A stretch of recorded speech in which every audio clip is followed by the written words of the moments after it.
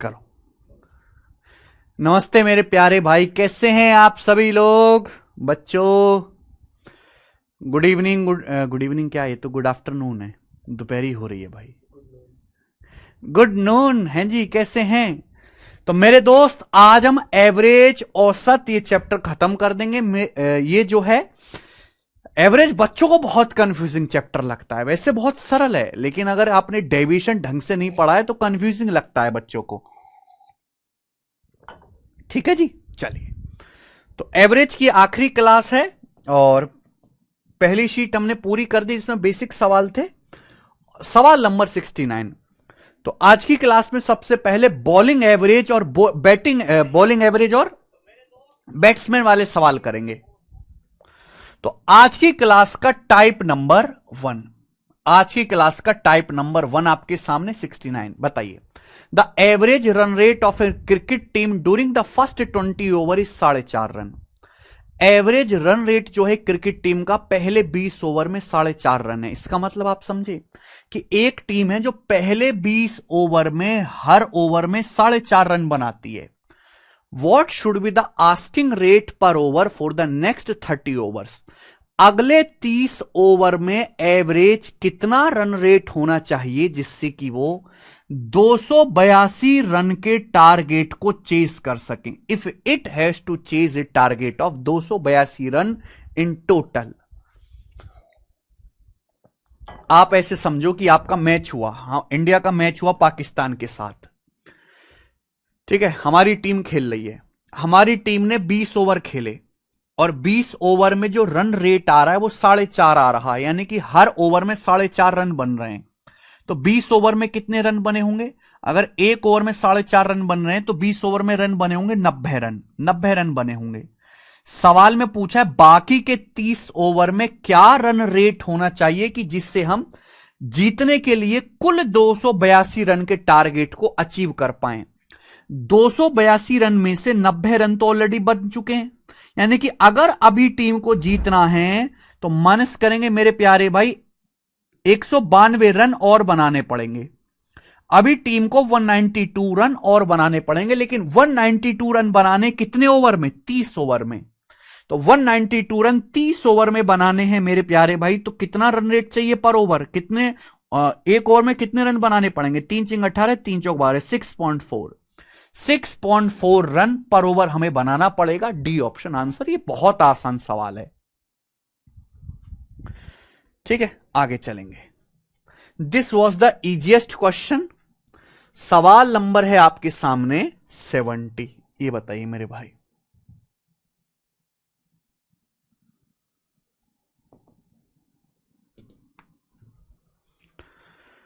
देखो इस सवाल में जो कॉन्सेप्ट लगता है कि अगर आपके पास एक बैट्समैन है तो बैट्समैन का जो बैटिंग एवरेज होता है, जो बल्लेबाजी का जो औसत होता है, वो होता है कि भैया बैट्समैन ने टोटल कितने रन मारे हैं, बैट्समैन ने टोटल कितने रन लिए हैं अपॉन टोटल मैचेस कितने खेले हैं, टोटल पारी कितनी हुई है, टोटल मैचेस, टोटल इनिंग्स।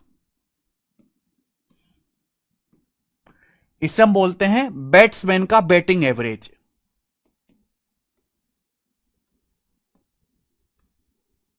समझ में है मेरे प्यारे भाइयों? ठीक है जी। अब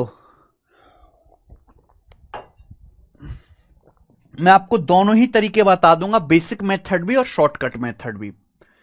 बैट्समैन का बैटिंग एवरेज निकालना है तो टोटल रन को टोटल मैचेस से डिवाइड कर दी। जैसे एग्जांपल के लिए विराट कोहली ने 40 मैच खेले, विराट कोहली ने 40 पारी खेली और 40 पारी में विराट कोहली ने कितने 2000 रन बनाए। कितने रन बनाए? 2000 रन बनाए विराट कोहली ने।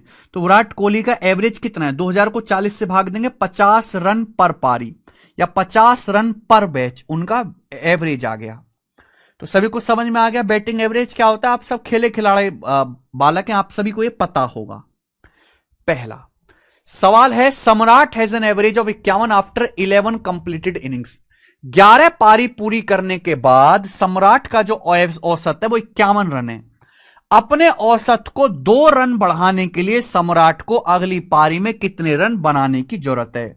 अगर एवरेज 2 रन बढ़ाना है तो सम्राट को अगली पारी में कितने रन बनाने पड़ेंगे?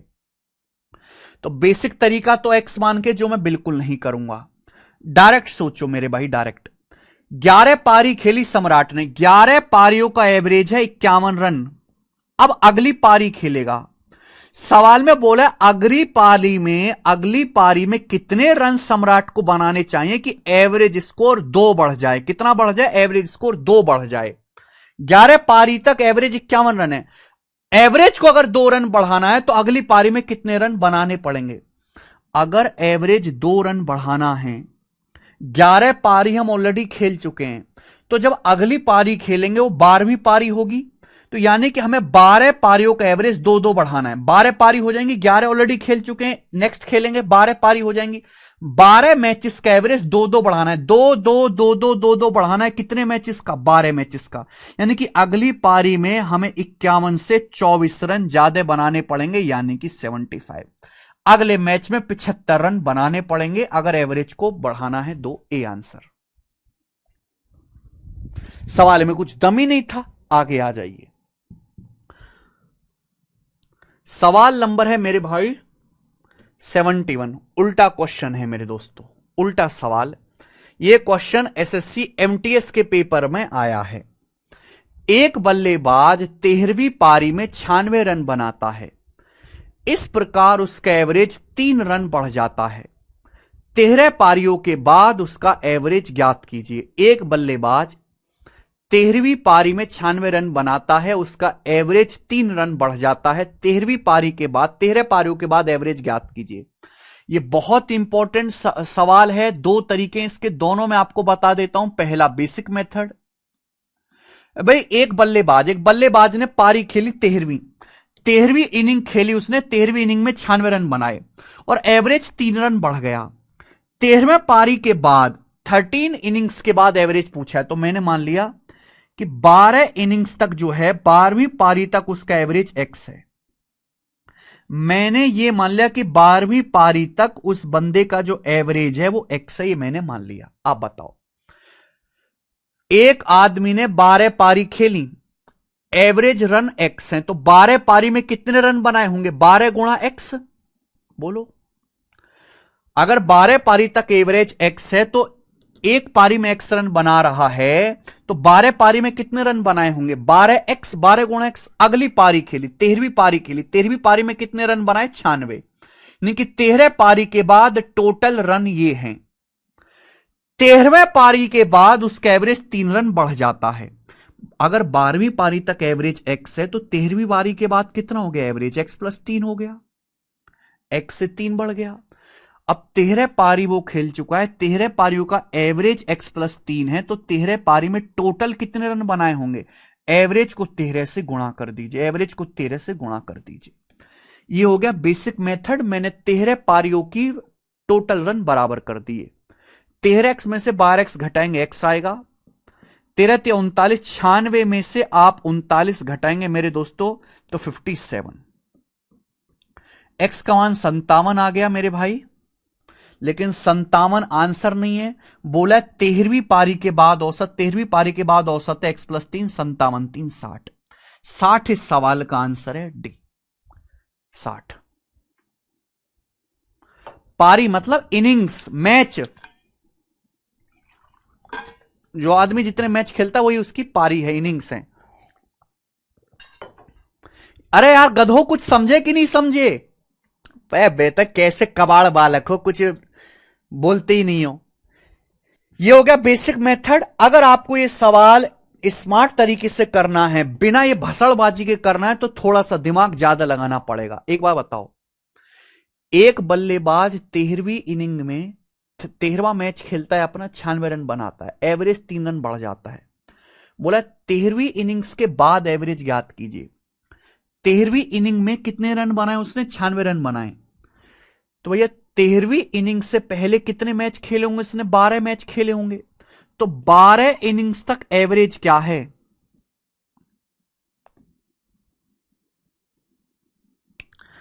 तेरहवीं इनिंग्स में कितने रन बनाए? 96। और उसका एवरेज 3 रन बढ़ गया, एवरेज 3 रन बढ़ गया मेरे भाई। 13वीं इनिंग में उसने कितने रन बनाए? 96। एवरेज 3 रन बढ़ गया।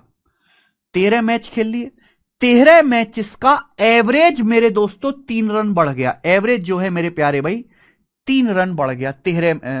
13 मैचेस खेलने के बाद एवरेज 3 रन बढ़ गया, यानी कि 12 पारी तक जो भी एवरेज रहा होगा उस एवरेज से उसने 39 रन ज्यादा बना दिए। एवरेज 3 रन क्यों बढ़ गया?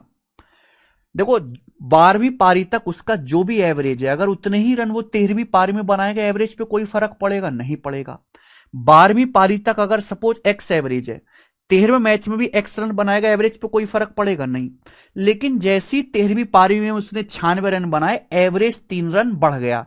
एवरेज क्यों बढ़ गया? क्योंकि उसने एवरेज से ज्यादा रन बनाए। 12वीं पारी तक जो भी एवरेज था उससे ज्यादा रन बनाए। एवरेज कितना बढ़ा? 3 रन बढ़ा 13 मैचेस का, तो यानी कि उसने 39 रन ज्यादा बना दिए। तो 12 पारी तक जो भी उसका एवरेज होगा वो 96 से 39 कम होगा, डायरेक्ट 57। ये 12 पारी तक एवरेज है। 13 पारी के बाद एवरेज क्या आएगा बेटा? 3 रन बढ़ चुका है, 57 + 3 60 ही आंसर है। दिमाग थोड़ा ज्यादा लगाना होगा। मैं आपको एक सवाल और करवाता हूं, बुद्धि लगाइए, बुद्धि लगाइएगा। सवाल है बेटा आपके सामने यहां पर 69 सवाल यार। केशव,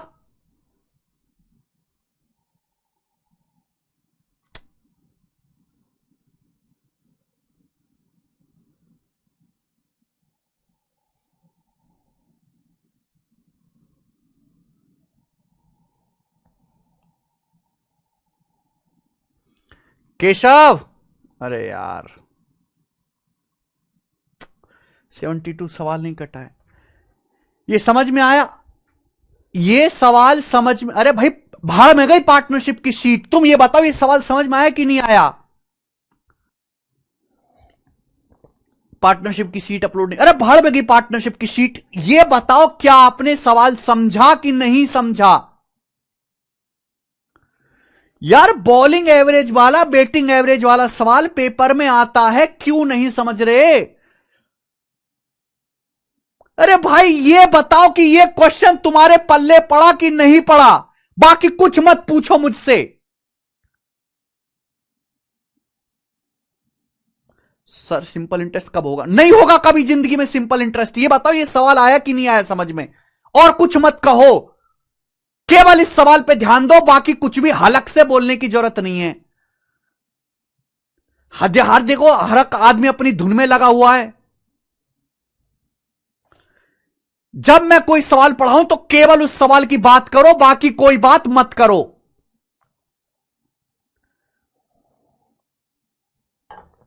फिर से मैं एक बार बताता हूं, कंफ्यूजन तो होगा थोड़ा सा। बेसिक से करोगे कोई कंफ्यूजन नहीं है, लेकिन बेसिक से लगेगा 40 सेकंड का टाइम। दिमाग से करोगे थोड़ा कंफ्यूजन होगा, बुद्धि ज्यादा लगानी पड़ेगी, लेकिन लगेगा 5 सेकंड का टाइम। 5 सेकंड का बुद्धि चाहिए बेटा। अगर एक स्टेप में सोचना है तो एक स्टेप लायक बुद्धि लगानी पड़ेगी, वरना कचरा वाला तो एक्स मेथड है ही, जो सब बच्चे जानते हैं, सब बच्चे समझ पाते हैं। एक बल्लेबाज 13वीं पारी में 13वें मैच में 96 रन बनाता है। जैसे ही 13वें मैच में उसने 96 रन बढ़ाए, उसका एवरेज स्कोर 3 रन बढ़ गया। एवरेज 3 रन बढ़ गया। बोला 13 पारियों के बाद एवरेज ज्ञात कीजिए। देखो 13 पारी से पहले वो ऑलरेडी 12 इनिंग्स खेल चुका है। पारी मतलब मैच, 12 मैच वो ऑलरेडी खेल चुका है।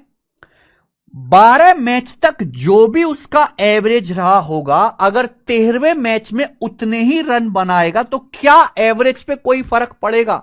नहीं पड़ेगा। लेकिन 13वें मैच में उसने 96 रन बनाए, इसकी वजह से उसका एवरेज 3 रन बढ़ गया। एवरेज 3 रन बढ़ गया क्योंकि उसने 12 पारी तक जो भी एवरेज था उससे ज्यादा रन बना दिए। कितने रन ज्यादा बना दिए मेरे भाई? एवरेज 3 रन बढ़ गया। कितने मैचेस का? 13 मैचेस का। तो 13 तिया 39। यानी कि 12 मैचेस तक जो भी एवरेज था उस एवरेज से उसने 39 रन ज्यादा बना दिए। 39 रन ज्यादा बना दोगे, 13 मैच हो गए, तभी तो एवरेज 3-3 बढ़ जाएगा। यानी कि 12 इनिंग तक जो एवरेज होगा वो 96 से 39 कम होगा 57। यानी कि 12 इनिंग तक एवरेज 57 होगा, तो 13वीं इनिंग के बाद एवरेज आएगा 60। बिल्कुल नहीं होगा हर्षित।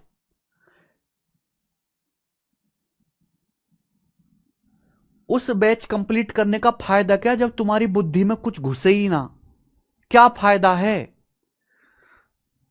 भाई? यार तुम कैसे बालक हो, मुझे समझ नहीं आता यार। तुम्हारे अंदर पढ़ने की कोई इच्छा नहीं, कोई सीरियसनेस नहीं, कोई तुम्हारे अंदर जोश नहीं, जुनून नहीं। खुश होना चाहिए कि हाँ सवाल करेंगे बॉलिंग एवरेज वाला, कुछ नया सीखेंगे, पेपर में आएगा, पेपर में सही करके आएंगे। ऐसा कोई जोश जुनून है ही नहीं तुम्हारे अंदर, मुर्दा हो मुर्दा एकदम। ऐसे ही सवाल नंबर 72 है, खुद से ट्राई करना। ऐसे ही सवाल नंबर 72 है, खुद से ट्राई करना। नेक्स्ट, अगला सवाल नंबर 73, ये बताइए। एक और सवाल।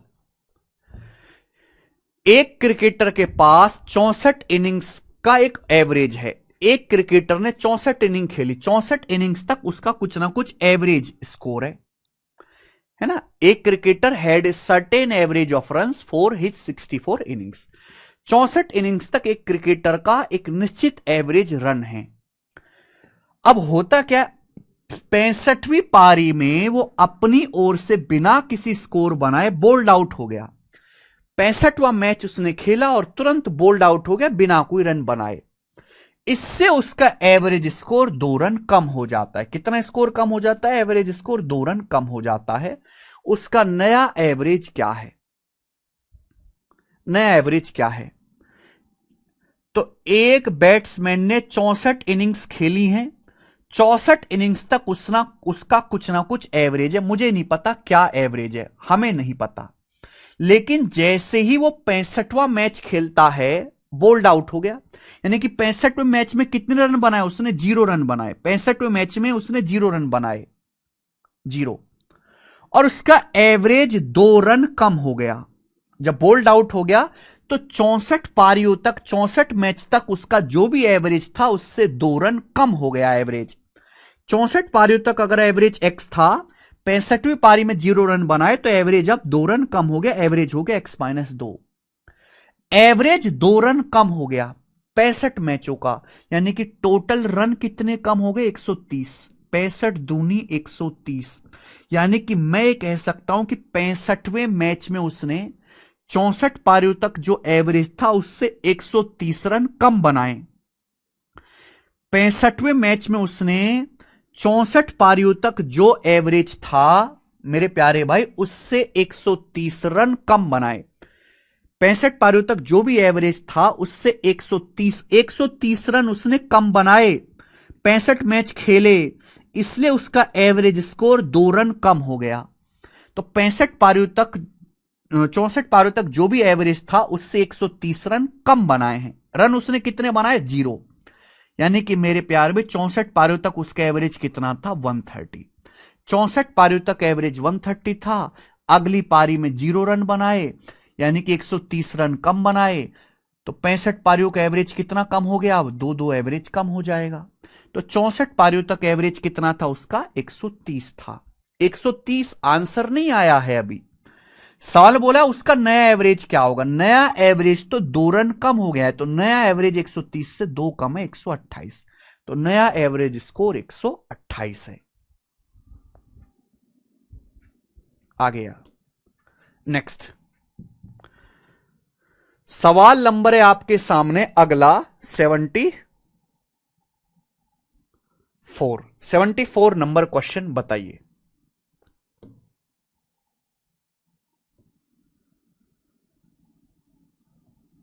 जल्दी से। अगला सवाल करो बच्चों, जल्दी से अगला क्वेश्चन।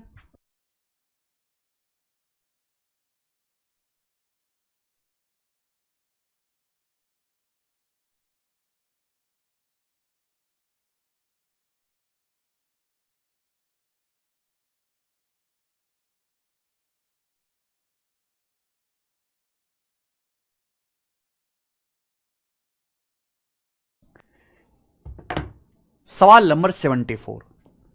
एक बल्लेबाज ने 72 मैचेस में कुछ रन बनाए, अगले 2 मैचेस में उसने 54 और 36 रन बनाए, जिससे उसका एवरेज स्कोर 3 रन कम हो जाता है। 74 पारी के बाद उसका एवरेज ज्ञात कीजिए।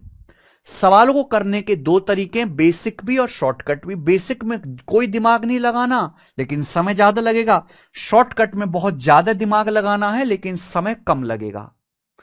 अगर बेसिक से करेंगे कि एक बल्लेबाज ने 72 पारी में कुछ रन बनाए, तो मैंने मान लिया कि एक बल्लेबाज का 72 पारी तक जो एवरेज है वो एक्स रन है।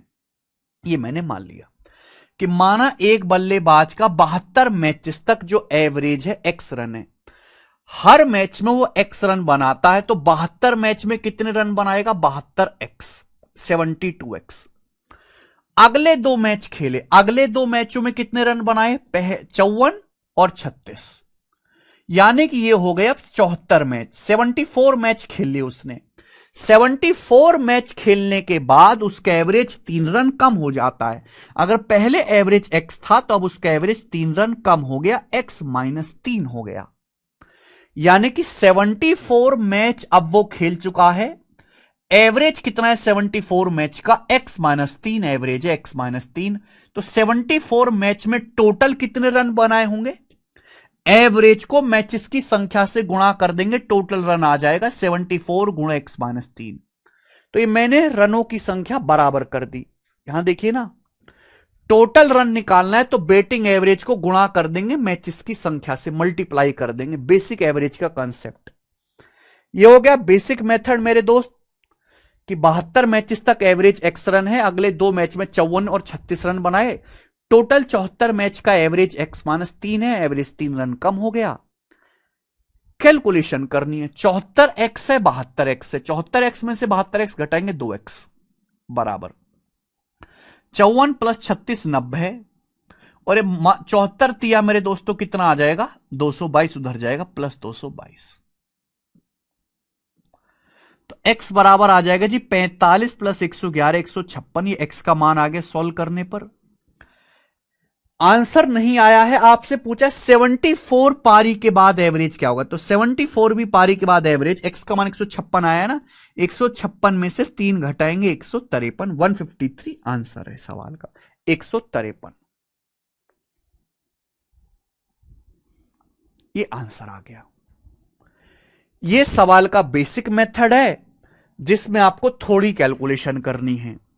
अगर आपको इस सवाल का शॉर्टकट सीखना है तो आप ये देखो, एक बल्लेबाज ने 72 पारी में कुछ ना कुछ रन बनाए, तो 72 इनिंग्स तक उसका एवरेज, 72 मैचेस तक उसका एवरेज आपको पता होना चाहिए। अच्छा, 72 इनिंग्स तक जो भी एवरेज है, अगर अगली 2 पारी में उतने ही रन बनाएगा तो एवरेज पे कोई फर्क पड़ेगा? नहीं फर्क पड़ेगा। लेकिन ऐसा हुआ नहीं। 72 इनिंग्स तक जो भी एवरेज है आगे वो मेंटेन नहीं रहा। 72 इनिंग्स के बाद जो अगली 2 पारी आई, अगली 2 पारी में उसने 54 रन बनाए और 36 रन बनाए, यानी कि अगली 2 पारी में उसने 90 रन बनाए। अगली 2 पारी में 90 रन बनाए, और 90 रन बनाने की वजह से एवरेज 3 रन कम हो गया, एवरेज स्कोर 3 रन कम हो गया। यानी कि मेरे दोस्तों 72 मैचेस तक जो भी एवरेज था, अगली 2 पारी में इतने ही रन बना पाया कि एवरेज 3 रन कम हो गया, एवरेज स्कोर 3 रन कम हो गया। कितनी पारियों का? 74 पारियों का, 74 इनिंग्स का। यानी कि अगली 2 पारी में उसने एवरेज से इतने रन कम बनाए हैं। तो मेरे दोस्तों 72 पारियों तक उसका एवरेज क्या होगा? 3 × 74। यानी कि अगली 2 इनिंग्स में आपको इतने रन बनाने चाहिए थे, अगले 2 इनिंग्स में इतने रन बनाने चाहिए थे 2 इनिंग्स में। तो एवरेज क्या आ जाएगा? /2। तो ये आ जाएगा मेरे दोस्तों 156। ये 72 पारी तक एवरेज है कैलकुलेशन करके, और 74 पारी के बाद एवरेज आ गया 153। ये आंसर है।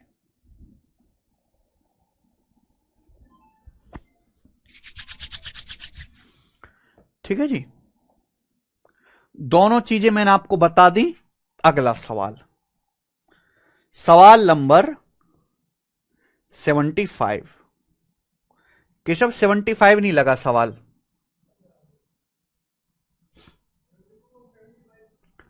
हाँ 72 तो रहने दो, इसे खुद करेंगे। 75 लगाओ।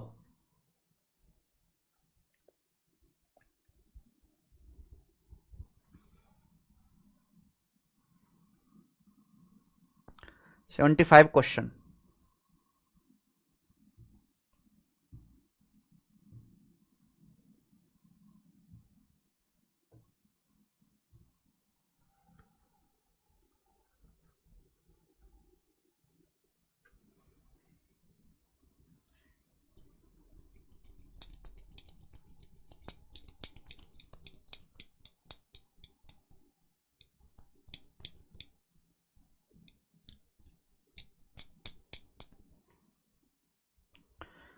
जल्दी लगाओ केशव।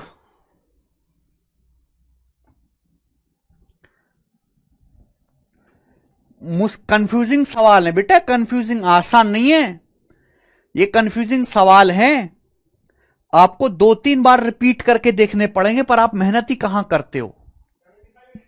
75 जल्दी से लगा दो।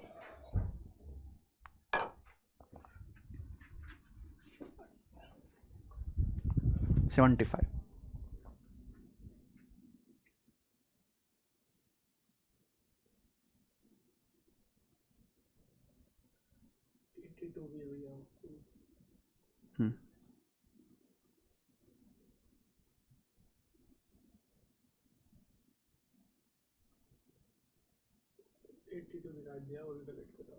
लगा दूंगा।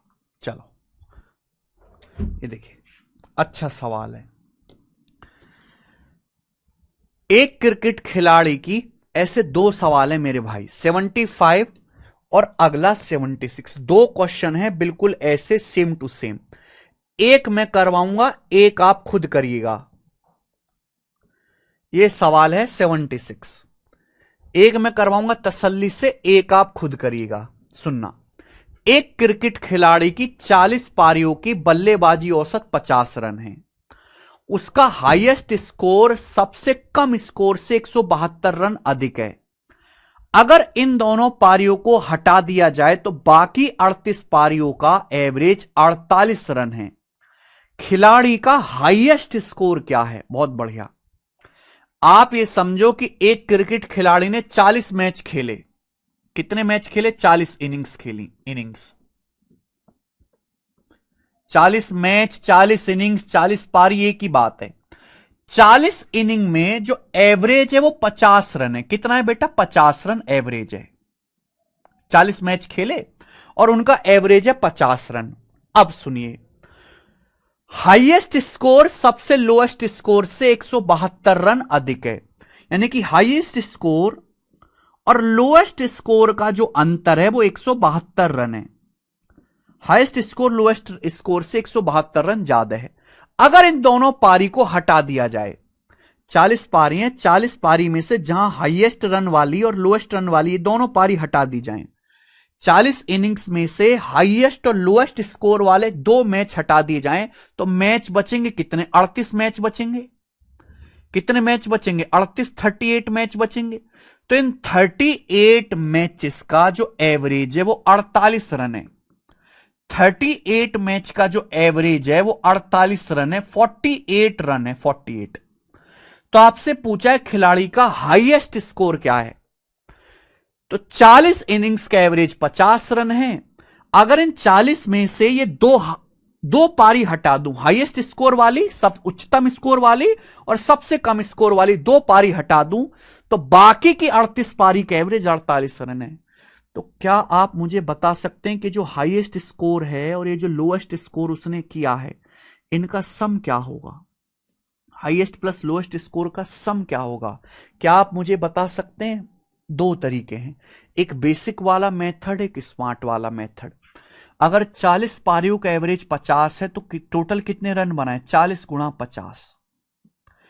2 पारी मैंने हटा दी, बची 38 पारी। 38 पारियों का एवरेज कितना है? 48। तो 38 पारियों के टोटल रन कितने? 38 गुणा 48, ये घटा दीजिए। टोटल 40 मैच के रन में से 38 मैच के रन माइनस कर दीजिए, ये हाईएस्ट प्लस लोएस्ट आ जाएगा। लेकिन ये कैलकुलेशन अपने आप में थोड़ी ज्यादा है, हालांकि इतनी बड़ी भी नहीं है कि आप ना कर पाओ। ये तो हो गया बेसिक। अगर आपको शॉर्ट में सोचना है तो आप ऐसे सोचिए कि भैया एक बल्लेबाज ने 40 मैच खेले जिसमें एवरेज 50 रन है, तो मैंने मान लिया कि उसका हाईएस्ट स्कोर भी 50 रन है, लोएस्ट स्कोर भी 50 रन है। 40 मैचों का एवरेज 50 रन है, हमने मान लिया कि हाईएस्ट स्कोर भी 50 है, लोएस्ट स्कोर भी 50 है। जैसी ये दोनों इनिंग्स में हटाता हूं, एवरेज 2 रन कम हो जाता है। इन दोनों इनिंग्स को हटाने से एवरेज 2 रन कम हो जाता है, यानी कि 38 इनिंग्स का एवरेज 2 रन कम हो गया। इन दोनों को दो पारी को हटाने की वजह से 38 इनिंग्स का एवरेज 2 रन कम हो गया, यानी कि 76 का नुकसान हो गया। दो पारी हटाने की वजह से 76 नुकसान हो गया, एवरेज 2 रन कम हो गया। 38 पारियों का एवरेज 2 रन कम हो गया, यानी कि 76। तो दो पारी हटाने की वजह से 76 का नुकसान हो गया, यानी कि इन दोनों पारियों का जो स्कोर रहा होगा वो 76 ज्यादा रहा होगा मेरे दोस्तों। 50 + 50 100 से 76 ज्यादा रहा होगा, 176। तो 176 आ गया मेरे प्यारे भाई, यहां पर हाईएस्ट प्लस लोएस्ट स्कोर ये आ गया। आपसे पूछा है हाईएस्ट स्कोर बताना है, ये हाईएस्ट प्लस लोएस्ट है, ये हाईएस्ट माइनस लोएस्ट है, हाईएस्ट बताना है। दो संख्याओं का सम दिया है, डिफरेंस दिया है, तो बड़ी संख्या जोड़ के आधा कर दो। 176 + 172 का आधा 174 ये आंसर है। तो खिलाड़ी का जो हाईएस्ट स्कोर है 174 है, डी ऑप्शन, डी ये आंसर आ गया।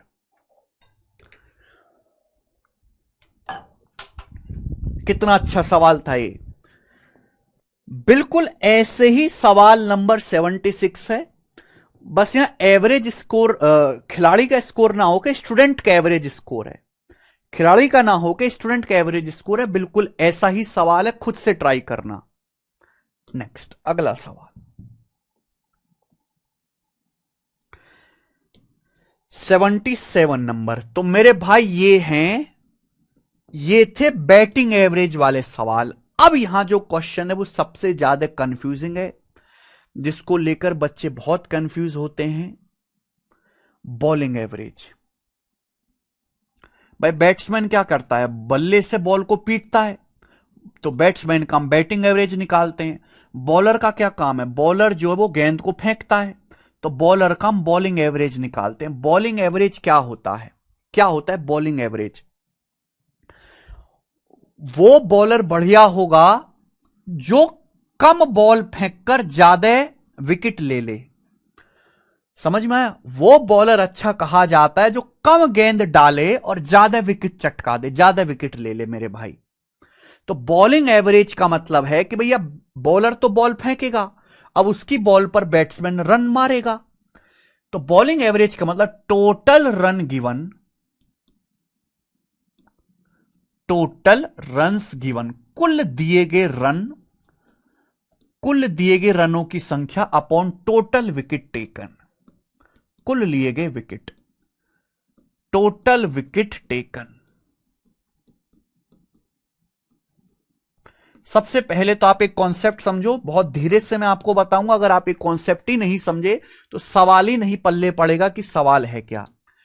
तो बॉलर का bowling average total run given upon total wicket taken. जैसे आप ये समझिए, आजकल कौन से बढ़िया चलने प्लेयर बॉलर, मोहम्मद सामी समझ लिए। मोहम्मद सामी ने पड़ोसी टीम को 80 रन दिए, अपनी बॉल फेंकी 80 रन दिए, 80 रन। मोहम्मद सामी ने बॉल फेंकी और उनकी बॉलों पर विरोधी टीम ने 80 रन मारे। कितने रन मारे? 80 रन मारे। तो मोहम्मद सामी ने अपनी बॉलों पर कितने रन दिए? 80 रन दिए। मोहम्मद सामी बॉल फेंकते हैं, सामने जो टीम है वो रन बैट से बॉल मारती है और 80 रन मारे मोहम्मद सामी की बॉलों पर। और मोहम्मद सामी ने ये 80 रन देकर मेरे प्यारे भाई कितने विकेट ले लिए? 5 विकेट ले लिए। 5 विकेट मोहम्मद सामी ने ले लिए। तो यानी कि मोहम्मद सामी का जो बॉलिंग एवरेज आ जाएगा वो आ जाएगा 16 रन पर विकेट। यानी कि मोहम्मद सामी हर 16 रन के बाद 1 विकेट चटका देते, ये उनका बॉलिंग एवरेज है। हर 16 रन पर उनका औसत निकल के आ रहा है, एक विकेट डाउन कर देंगे। हर 16 रन के बाद वो एक विकेट डाउन कर देंगे, ये उनका औसत निकल के आ रहा है। इससे ही बोलते हैं bowling average, bowling rate, bowling average. Mohammed Shami ने पड़ोसी की टीम को 80 रन दिए और 80 रन देकर 5 विकेट उन्होंने ले लिए। 80/5 16, यानी कि मोहम्मद सामी हर 16 रन देकर एक विकेट ले रहे हैं। पर विकेट वो 16 रन देते हैं। ये आया मेरे दोस्त, समझ में आया? Bowling average. अब बताओ बॉलर कौन सा बढ़िया होगा, जिसका बॉलिंग एवरेज कम हो या ज्यादा हो? बॉलर कौन सा बढ़िया होगा? बॉलर को बढ़िया होने के लिए बॉलिंग एवरेज कम होना चाहिए कि ज्यादा होना चाहिए? यह सोचो पहले, टेक्निकल सवाल है। बॉलर अच्छा बनने के लिए बॉलिंग एवरेज कम होना चाहिए कि ज्यादा होना चाहिए? यह भी खतरनाक चीज है। बॉलर अच्छा बनने के लिए बॉलिंग एवरेज कम होना चाहिए कि ज्यादा होना चाहिए? कम होना चाहिए भाई। बॉलिंग एवरेज जितना कम होगा, बॉलर उतना बढ़िया कहलाएगा। भाई मोहम्मद सामी जो है वो 16 रन पर विकेट हैं, और बुमराह मान लेते हैं कि बुमराह जो है, बुमराह भी कोई है ना, वो 11 रन पर विकेट हैं। तो कौन से बढ़िया हैं भाई? मोहम्मद सामी तो मेरे भाई 16 रन देता है एक विकेट पर, और बुमराह भाई साहब 11 ही रन देते हैं एक विकेट पर। तो बुमराह भाई साहब बढ़िया हो गए कि नहीं हो गए? इसलिए बॉलर वो बढ़िया होगा जिसका बॉलिंग एवरेज कम से कम हो, जो कम रन देकर ज्यादा विकेट ले, जो कम रन दे और विकेट ज्यादा ले, वो बॉलर बढ़िया होगा। यानी कि बॉलिंग एवरेज शुड भी कम से कम। अब आ गई बात समझ में? आप बोलोगे हां सर। तो ये मैंने आपको कॉन्सेप्ट समझाया बॉलिंग एवरेज का। अब इस पर बेस्ड आप सवाल करो। एक बॉलर जिसका बॉलिंग एवरेज 24.85 रन पर विकेट है, एक बॉलर है जिसका बॉलिंग एवरेज कितना है? 24.85 रन पर विकेट। अगले मैच में उसने क्या किया? 52 रन दिए और 5 विकेट लिए। अगले मैच में उसने 52 रन दिए, 5 विकेट लिए, और उसका एवरेज 0.85 कम हो गया। पूछा आखिरी मैच तक उसके द्वारा लिए गए विकेट की संख्या कितनी है? आखिरी मैच तक उसके द्वारा लिए गए विकेट की संख्या कितनी है? बताओ कौन करेगा? तो एक बॉलर है जिसका बॉलिंग एवरेज है 24.85 रन पर विकेट। तो मेरे भाई मैंने मान लिया कि भैया उस बॉलर ने एक्स विकेट लिए। अभी तक कितने विकेट लिए? X wicket. मान लिया कि एक्स विकेट उसने लिए हैं। अच्छा, एक्स विकेट उसने लिए हैं, ध्यान से सुनेगा। मान लिया कि एक बॉलर ने एक्स विकेट लिए हैं, उसका एवरेज बॉलिंग स्कोर जो है, एवरेज बॉलिंग औसत जो है, वो 24.85 रन पर विकेट है। तो आप मुझे बताओ ये बॉलर एक विकेट पर कितने रन देता है? 24.85 रन। ये बॉलर एक विकेट पर 24.85 रन देता है, एक विकेट पर। अगर इस बॉलर ने एक्स विकेट लिए हैं तो एक्स विकेट में कितने रन दिए होंगे? Multiply by x. X wicket में कितने रन दिए होंगे? मल्टीप्लाई बाई एक्स से गुणा। ये बॉलर 24.85 रन पर विकेट, एक विकेट पे 24.85 रन देता है विरोधी टीम को। अगर इस बॉलर ने एक्स विकेट लिए हैं तो एक्स विकेट पर कितने रन दिए होंगे? 24.85 रन दिए होंगे। अगला मैच खेला गया। अगले मैच में इस खिलाड़ी ने 52 रन दिए। कितने रन दिए? 52 रन दिए। 52 रन दिए हैं इस बॉलर ने। इस बॉलर की बॉल पे अगले मैच में 52 रन मारे गए हैं। तो टोटल रन हो गया, कुल रन इतने दिए। विकेट कितने हो गए? अगले मैच में उसने 5 विकेट लिए। यानी कि हम ये कह सकते हैं कि पहले एक्स विकेट लिए थे, इस मैच में 5 विकेट लिए। तो अब तक आखिरी मैच तक उसने कुल कितने विकेट ले लिए? X plus 5।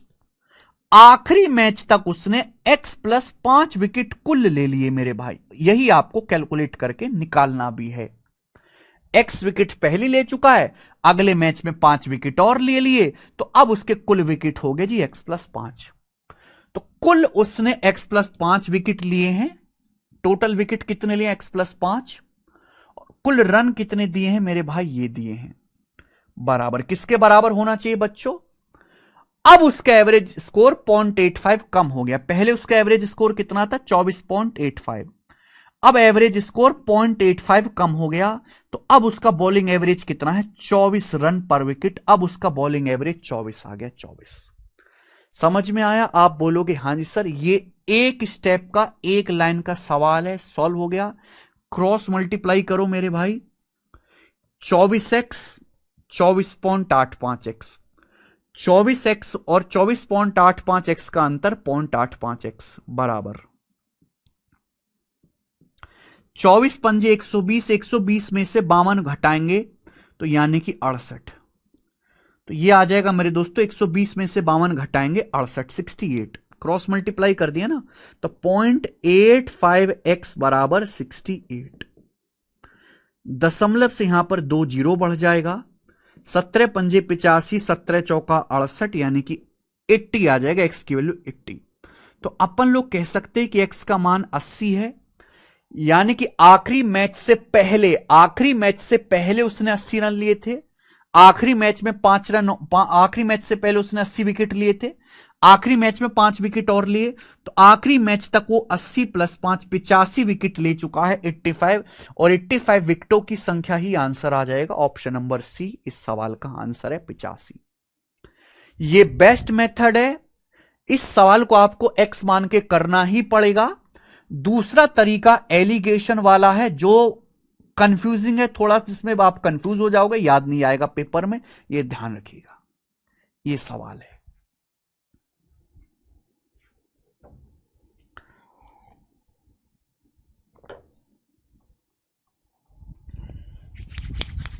मैंने इस एक सवाल को टाइम देकर समझाया है और बहुत खुशकिस्मत हो आप कि आपको ये सवाल करने को मिल रहा है। वरना भारत में जितना बच्चा पढ़ रहा है सबका एक ही डाउट है, सर बॉलिंग एवरेज वाला सवाल नहीं होता मॉक में, बॉलिंग एवरेज वाला।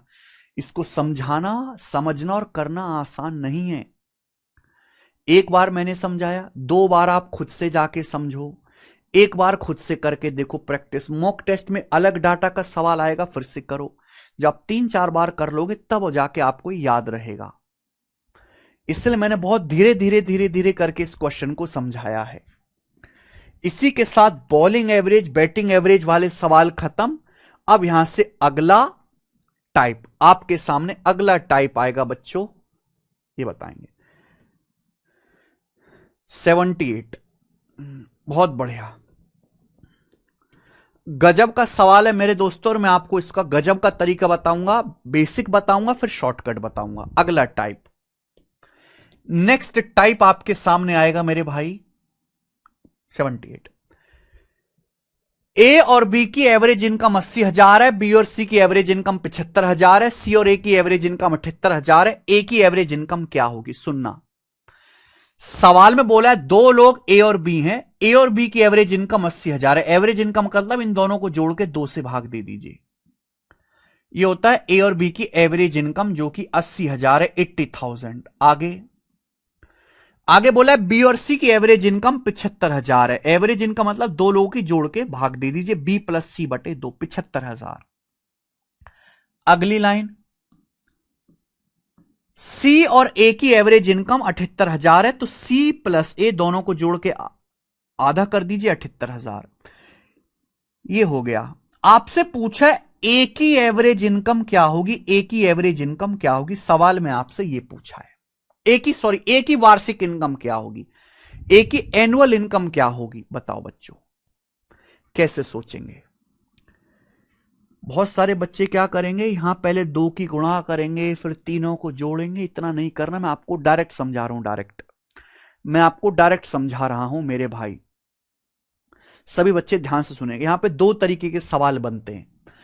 अगर आपसे सवाल में पूछा होता ए बी की एवरेज इनकम दी है, बी सी की दी है, सी की दी है, अगर आपसे क्वेश्चन में पूछा होता ए बी और सी तीनों की एवरेज इनकम क्या होगी, ए बी सी तीनों की एवरेज इनकम क्या होगी, अगर सवाल में आपसे यह पूछा होता, अगर, तो बहुत आसान है, इन तीनों को ऐड कर दो। जब आप इन तीनों को ऐड करेंगे तो देखिए बटे 2 आ जाएगा, ऊपर ए 2 बार, बी 2 बार, सी 2 बार, ऊपर आ जाएगा 2a plus 2b plus 2c। आप इन तीनों को जोड़ दो, जब आप जोड़ोगे तो मेरे दोस्तों 75 75 75 225 और 8 233, 2,33,000 ही आ जाएगा क्या? 2 से 2 कट गया, तो अगर आप इन तीनों को जोड़ोगे तो डायरेक्ट इन तीनों को सम डायरेक्ट ए प्लस बी प्लस सी आएगा। तो इन तीनों का सम आ गया ए प्लस बी प्लस सी, 2,33,000। 3 लोग हैं, 3 लोगों की एवरेज इनकम आ जाएगी, 3 से डिवाइड कर देंगे बटे 3, ये आंसर आ जाता। अगर आपसे सवाल में ए बी सी की एवरेज इनकम पूछता तो सीधा शॉर्टकट है, आप इन तीनों को ऐड कर दो, तीनों को ऐड कर देंगे, टोटल इनकम आ जाएगा। तो कि तीनों को ऐड करेंगे बटे 2, ऊपर 2a plus 2b plus 2c, 2 से 2 कट गया, a plus b plus c, 2,33,000। ABC की एवरेज इनकम निकालनी है तो 3 से भाग देना पड़ेगा, 2,33,000 टोटल इनकम है, 3 लोगों की 3 से भाग देंगे। ये आ गया मेरे दोस्तों सवाल। लेकिन अगर आपसे क्वेश्चन में केवल ए के बारे में पूछा गया कि भाई साहब ए की एनुअल इनकम बताओ, ए की सालाना कमाई क्या है, तो सुनिए ए का निकालना है। अब ए कहां कहां आ रहा है, ए यहां आ रहा है, ए यहां आ रहा है, इन दोनों को जोड़ दो और ये बीच वाला घटा दो, आ जाएगा। अगर आप इन दोनों को जोड़ोगे और बीच वाला घटाओगे अपने आप आ जाएगा, अपने आप। कैसे? जब इन दोनों को जोड़ोगे और बीच वाला घटाओगे तो देखो बी सी से बी और सी कट जाएगा, कट जाएगा, बचेगा क्या, ए प्लस ए, 2a बचेगा, ये a प्लस ए 2a और 2a का आधा a, 2a का आधा a, ये आ जाएगा। यानी कि इन दोनों को जोड़ना है और बीच वाला घटा देना है। 80,000 प्लस 78,000 माइनस 75,000। अरे खोपड़ी में थोड़ा तेल है कि नहीं, कुछ समझ में आता भी है तुम्हें कचरा? इन दोनों को जोड़ो, ए यहां पे आ रहा है, यहां पे आ रहा है, बीच वाला घटा दो, बटे 2 तो है ही। जब बीच वाला घटाओगे बी से बी कट जाएगा, सी से सी कट जाएगा, क्या बचेगा, ए प्लस ए, 2a, 2a का आधा ए तो बचेगा। यानी कि जहां ए है वहां जोड़ो और बीच वाला घटाओ तो ये आ जाएगा 83,000। तो कि ए की एनुअल इनकम आ गई 83,000 और ये आंसर है, बात खत्म, सी ऑप्शन। ये हो गया बेसिक। इन दोनों को ऐड करो, बीच वाला घटाओ तो b प्लस सी कट जाएगा, a प्लस ए, 2a का आधा a बचेगा। यानी कि डायरेक्ट शॉर्टकट बन गया, डायरेक्ट शॉर्टकट। अगर ऐसा कोई सवाल आए, ए बी का एवरेज दिया है, बीसी का एवरेज दिया, मुझे ए का मान पूछा है, तो जहां जहां ए है वो जोड़ लो। ये ए और बी का दिया है, ये सी और ए का दिया, इन दोनों को जोड़ो, ये बी और सी का घटा दो, आंसर आ गया। अगर सपोज इस सवाल में बी की एवरेज इनकम, बी की एनुअल इनकम पूछी जाती बी की, तो आप बताओ बी कहां कहां है। अगर आपसे सवाल में बी के बारे में पूछा होता कि बी की एनुअल इनकम क्या है, तो ये देखो बी की ये है, ए प्लस बी की 80,000 है, ये देखिए ये बी और सी की 75,000 है, इन दोनों को जोड़ो। यहां दोनों जगह बी आ रहा है, इनको जोड़ दो, इनको जोड़ लीजिए।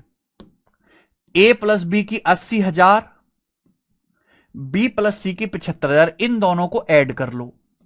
और ये क्या है बेटा, ये ए और सी की, यहां बी नहीं आ रहा, यहां बी नहीं आ रहा, इसे घटा दो, इससे घटा दो, आप इससे घटा दो, आ जाएगा आंसर। कितना आ जाएगा, 80 माइनस 3, 77,000 आंसर आ जाएगा। बी की एनुअल इनकम 77,000 आ गया। समझ में आया? आप बोलोगे हां जी सर समझ में आया, गजब की ट्रिक है, इससे आसान ट्रिक नहीं बन सकती। पहले तो बेसिक समझना है, फिर उसके बाद आपको ट्रिक बनानी है अगला। ये देखिए, जैसे ये सवाल यूपी कांस्टेबल के पेपर में आया है 2018 में। अब देखो कितनी जल्दी आप कर पाओगे। जितेंद्र और उमर का एवरेज स्कोर 70 है, जितेंद्र उमर का एवरेज स्कोर 70 है, आगे।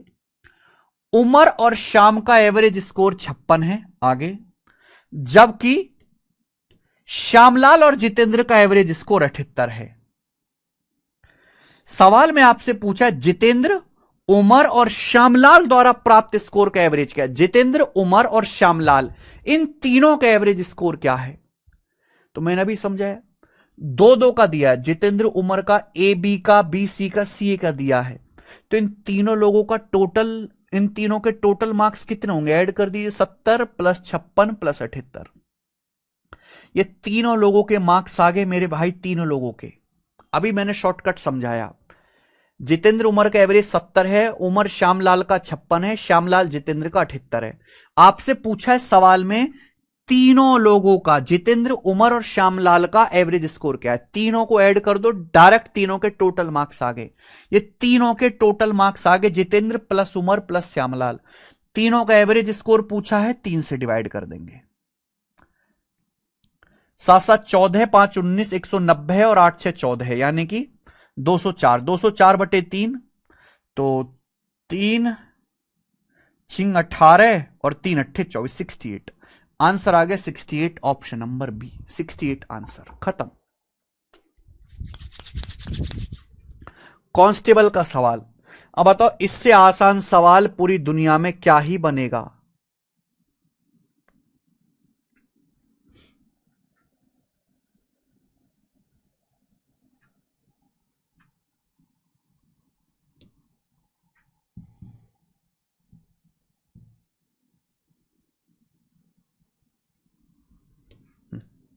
नेक्स्ट, अगला सवाल। अगला सवाल है आपके सामने यहां पर 80, ये बताएंगे जल्दी से। 80 नंबर क्वेश्चन, सीपीओ के पेपर का। ए बी सी का एवरेज 65 किलोग्राम है, बी और सी का 61.5 है, ए और सी का 68.5 है। आपसे पूछा है सी का वजन क्या है। अगला टाइप आ गया, अगला टाइप। अगला टाइप एक ही क्वेश्चन कराऊंगा मेरे भाई, ध्यान सुनिएगा। सवाल में ए बी सी का एवरेज वजन 65 किलोग्राम दिया है, बी सी का एवरेज वजन 61.5 दिया है, ए सी का एवरेज वजन 68.5 दिया है, सी का पूछा है। देखो भाई, सवाल में आपको ए बी सी तीनों का एवरेज वेट दिया है।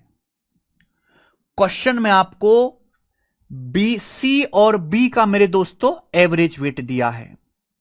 सवाल में आपको ए और सी का एवरेज वेट दिया है, पूछा है सी का वेट क्या होगा। तो भाई आपको नहीं लग रहा मेरे दोस्तों यह सवाल बहुत आसान है? इन दोनों में सी एक्स्ट्रा है, अगर मैं इन दोनों को ऐड करूं, इन दोनों में सी एक्स्ट्रा है, और ये घटा दूं, ये घटा दूं, तो क्या आपको नहीं लग रहा कि सी का वजन आ जाएगा? भाई ए प्लस बी प्लस सी कट जाएगा, क्या बचेगा? सी बचेगा। तो हमेशा ऐसा सवाल आता है जहां एक बंदा दो बार आएगा। सी और बी, ए और सी, सी और बी, ए और सी में सी दो बार आ रहा है। सी कितनी बार आ रहा है बेटा? सी दो बार आ रहा है। तो अगर मैं इन दोनों को ऐड कर लूं और ये ए प्लस बी प्लस सी तीनों का वजन घटा दूं, तो सी का आ जाएगा कि नहीं आ जाएगा? देखो ये ए बी सी कट जाएगा, सी बचेगा। सी और बी का एवरेज 61.5 है, तो टोटल वजन क्या होगा? 61.5 का दुगुना। ए और सी का एवरेज 68.5 है, तो टोटल क्या होगा? 68.5 का दुगुना। ए बी सी तीनों का एवरेज 65 किलोग्राम है, तो तीनों का कुल वजन क्या होगा? 65 का 3 गुना। ये जोड़ के आपको ये घटाना है, बस हो गया। ये 61.5 68.5, तो दो कॉमन ले लेते, कितना आ गया मेरे दोस्त? तो ये आ गया आपका 60 60 120 और 10 130।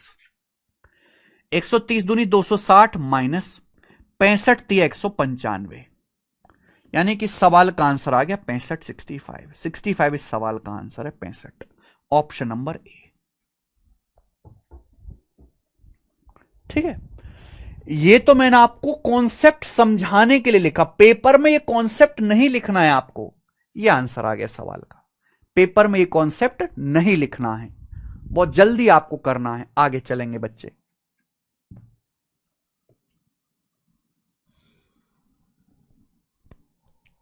नेक्स्ट 81, अगला सवाल।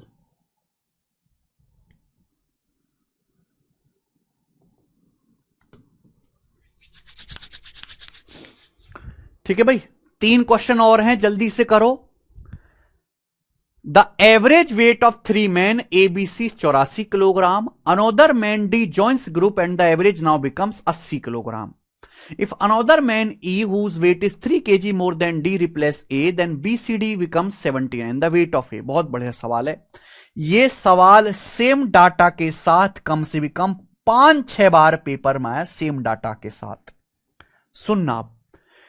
3 लोग हैं ए बी सी, 3 लोग हैं ए बी सी, उनका एवरेज वजन 84 किलो है. Average weight 84 kilo. 3 लोग एबीसी हैं, एवरेज वजन 84 किलो है.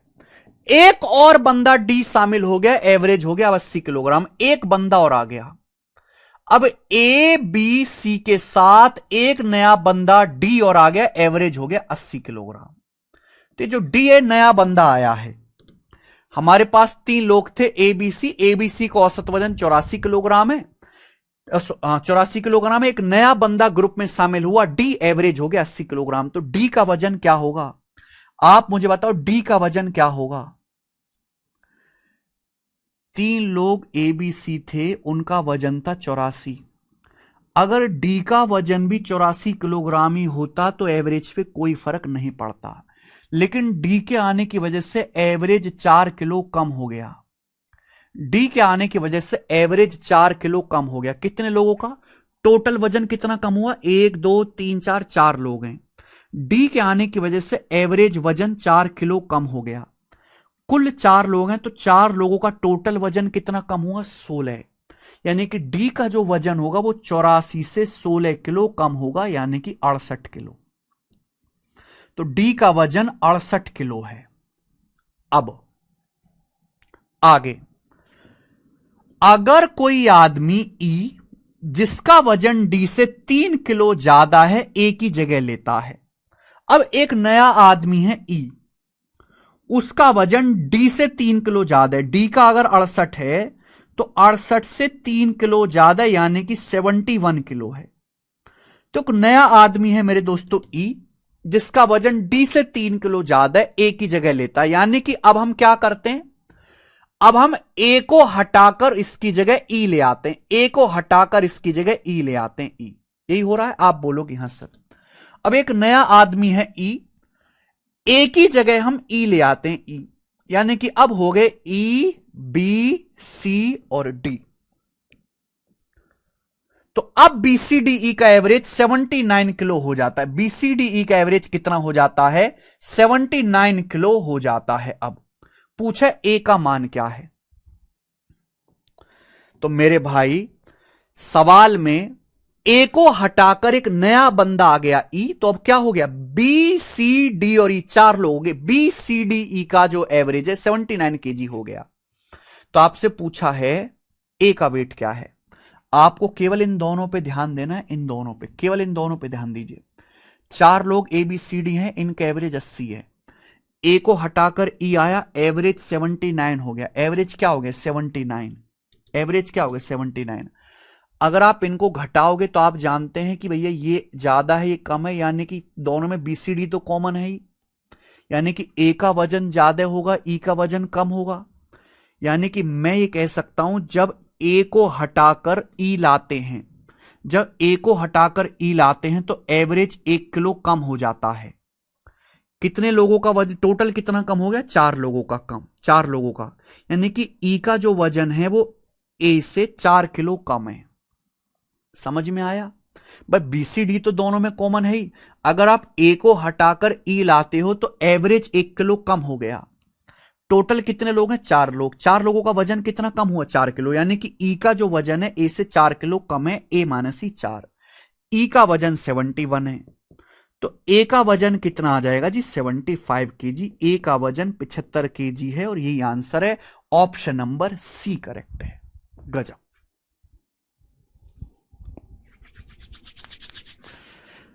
ये बहुत ही शानदार जबरदस्त लेवल का सवाल है.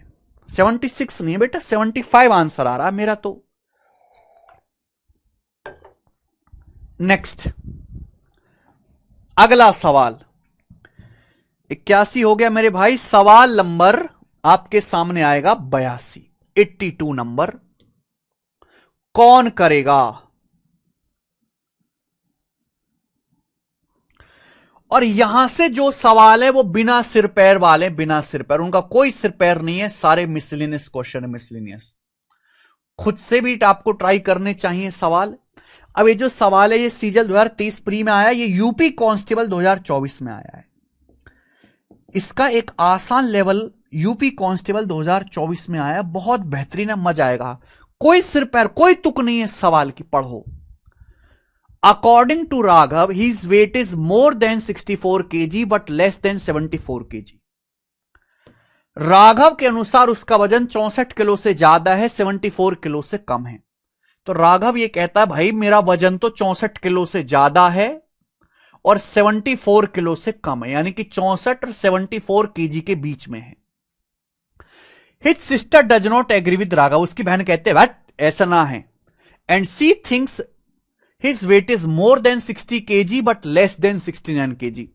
उसकी बहन इस बात से एग्री नहीं है। राघव की बहन कहती है बेटा राघव है तेरा वजन 60 किलो से तो ज्यादा है बट 69 किलो से कम है। 60 और 69 किलो के बीच में है राघव तेरा वजन। अब भैया मम्मी तो मम्मी है, मम्मी की तो भैया 100 किलो का बालक भी 5 किलो का लगे। वाकई मम्मी कह वह है कि भैया इसका वजन 68 किलो से ज्यादा नहीं हो सकता। तो राघव की मम्मी कहती है कि राघव का वजन 68 किलो से ज्यादा नहीं हो सकता, यानी कि 68 किलो के बराबर हो सकता है। सवाल में देखो बड़ी अच्छी लैंग्वेज है। राघव की मम्मी कहती है कि उसका वजन 68 kg से ज्यादा नहीं हो सकता। हां 68 kg के बराबर जरूर हो सकता है, लेकिन 68 kg से ज्यादा नहीं हो सकता। 68 kg से या तो कम होगा वजन या बराबर होगा। His father views is that weight cannot be more than 67 kg। उसके पापा कहते हैं कि वजन 67 किलो से ज्यादा नहीं हो सकता। राघव के पापा कहते हैं कि राघव का वजन 67 किलो से ज्यादा नहीं है, या तो राघव का वजन 67 किलो से कम है या उसके बराबर है। यदि सबका अनुमान सही है, सवाल में कहा गया है यदि सभी लोगों का अनुमान सही है तो राघव के मापे गए विभिन्न वजनों का एवरेज क्या है। अगर सभी लोगों का एवरेज, सभी लोगों का एस्टिमेट सही है तो राघव के जो डिफरेंट वेट पॉसिबल हैं, डिफरेंट पॉसिबल वेट का एवरेज क्या होगा। तो सुनो, राघव का वजन 60 किलो से बड़ा होना चाहिए, 64 से बड़ा होना चाहिए। तो ये 64 से बड़ा ले सकते हैं, 60 से बड़ा जैसे 61 है, लेकिन 61 नहीं ले सकते क्योंकि राघव कह रहा है कि मेरा वजन 64 किलो से ज्यादा है। तो 60 से बड़ा भी लेना है, 64 से बड़ा, तो हम 64 से बड़ा लेंगे। तो राघव का वजन 64 से बड़ा 65 हो सकता है, 66 हो सकता है, 67 हो सकता है, 68 हो सकता है। 68 नहीं हो सकता, ये नहीं हो सकता कि राघव के पापा कह रहे हैं, राघव के पापा कह रहे हैं कि उसका वजन 67 से कम है। राघव के पापा ये कह रहे हैं कि राघव का वजन 67 kg से ज्यादा नहीं हो सकता। तो 67 kg से ज्यादा 68 नहीं हो सकता, ये राघव के पापा कह रहे हैं। तो राघव का वेट यही हो सकता है। यही 3 ऐसे नंबर है जो इन सारी रेंज को सेटिस्फाई कर रहे हैं। यही 3 ऐसे नंबर है जो इस सारी रेंज को सेटिस्फाई कर रहे हैं आपसे। यानी राघव के वेट या तो 65 किलो है या 66 किलो है, 67 किलो है। आपसे पूछा एवरेज क्या होगा, तो भैया इनका जो एवरेज होगा मेरे दोस्तों वो 66 kg आएगा, बीचों बीच की संख्या, और यही आंसर है ए ऑप्शन। सर इस टाइप का क्वेश्चन रीजनिंग में भी है, अच्छा होगा।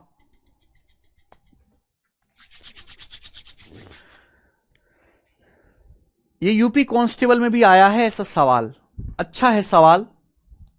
नेक्स्ट सवाल है आपके सामने 83, क्वेश्चन नंबर 83, और ये आखिरी सवाल है बच्चे, आखिरी। ये बताओ, मिसलेनियस क्वेश्चन है, खुद से ट्राई करोगे तो हो जाएंगे, ठीक है भाई। जैसे ये सवाल है मिसलेनियस, इसका कोई सिर पैर नहीं है, कोई इसका सिर पैर नहीं है। Next 83 number, there are some children in a camp and their average weight is 40 kg। एक कैंप में कुछ बच्चे हैं, उनका एवरेज 40 किलो है एवरेज वजन। If 5 children with average weight 36 kg join the camp, अगर 36 किलो वजन वाले 5 बच्चे कैंप में शामिल होते हैं, और if 5 children with average wait 43.2 kg leave the camp, या 43.2 किलो औसत वजन वाले 5 बच्चे कैंप से चले जाते हैं, the average weight of children in both the cases equal, तो दोनों ही केसेस में बच्चों का एवरेज वेट समान रहेगा। पूछा है कैंप में इनिशियली कितने बच्चे थे, कैंप में इनिशियली कितने बच्चे थे। बहुत बढ़िया, खतरनाक सवाल है, खतरनाक लॉजिक लगेगा भाई। हमारा एक कैंप लगा और उस कैंप में बहुत सारे बच्चे हैं, मान लिया कैंप में n बच्चे हैं, मान लिया कैंप में n बच्चे हैं, n ही आपको निकालना है। तो इन n बच्चों का एवरेज वजन कितना है, 40 किलो, 40 किलो। अब यहां पर दो केस दिए, यहां पर दो केस दिए, फर्स्ट और सेकंड दो केस दिए। बोला है या तो 36 किलो के 5 बच्चे ग्रुप में शामिल हो जाएं, या 43.2 किलो वाले 5 बच्चे छोड़ के चले जाएं। दोनों ही केसेस में एवरेज वजन समान रहेगा। एवरेज समान कैसे रहेगा, एक बार बताओ।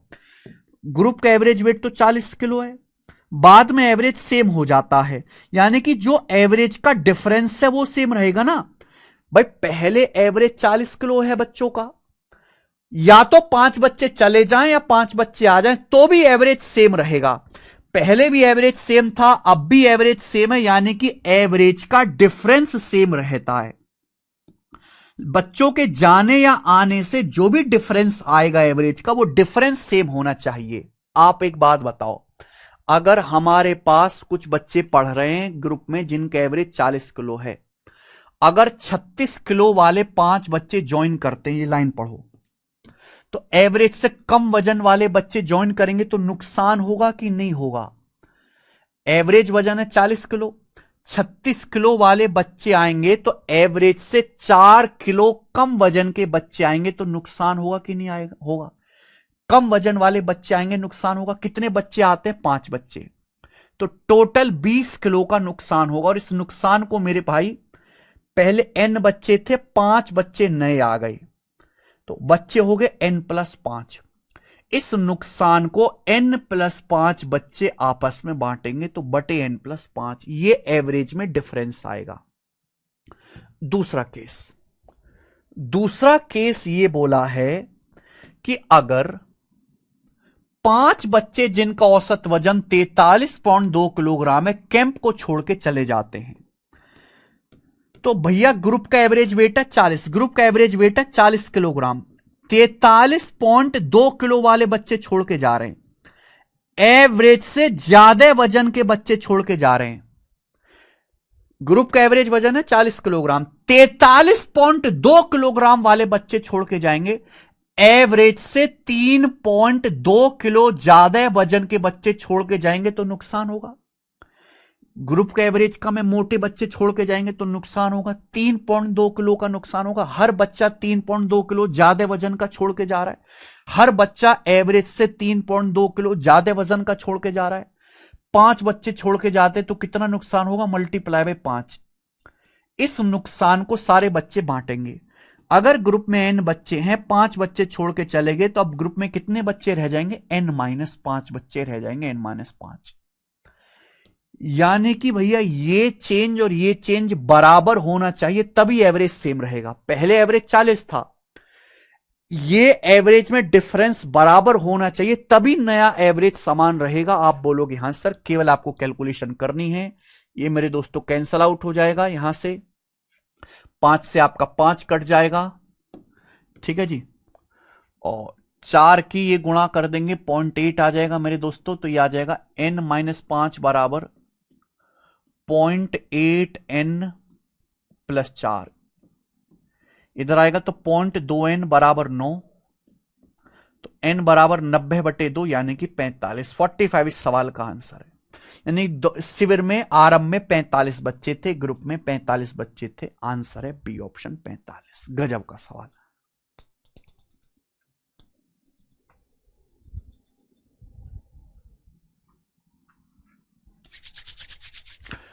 मुश्किल सवाल है बेटा, हाई फाई सवाल है ये। मिसलेनियस सवाल है, किसी टाइप को फॉलो नहीं करता। ये जो सवाल है किसी टाइप को फॉलो नहीं करते मेरे भाई, ठीक है जी। और इसी के साथ आपका ये एवरेज चैप्टर पूरी तरीके से खत्म होता है। बॉलिंग एवरेज मैंने आपको समझा दिया, बैटिंग एवरेज समझा दिया, मिसलेनियस क्वेश्चंस करा दिए। एक दो मिसलेनियस सवाल और हैं इसमें जिनको आप खुद से ट्राई करना, और ये चैप्टर पूरी तरीके से खत्म है। ऐसा कोई भी सिंगल टाइप नहीं है जो मैंने आपको ना पढ़ाया हो। आप प्रीवियस सर का कोई भी एग्जाम का क्वेश्चन उठा के देख लीजिए, आपको सेम टू सेम सवाल मिल जाएगा इस शीट में, ठीक है ना। तो इसमें बेसिक, मॉडरेट, डिफिकल्ट मैंने आपको सब कराए, और मैंने लगभग आपको मेरे दोस्तों यहां पे 160 से ज्यादा सवाल मैंने आपको करवाए हैं, जो कि अपने आप में बहुत अच्छा नंबर है।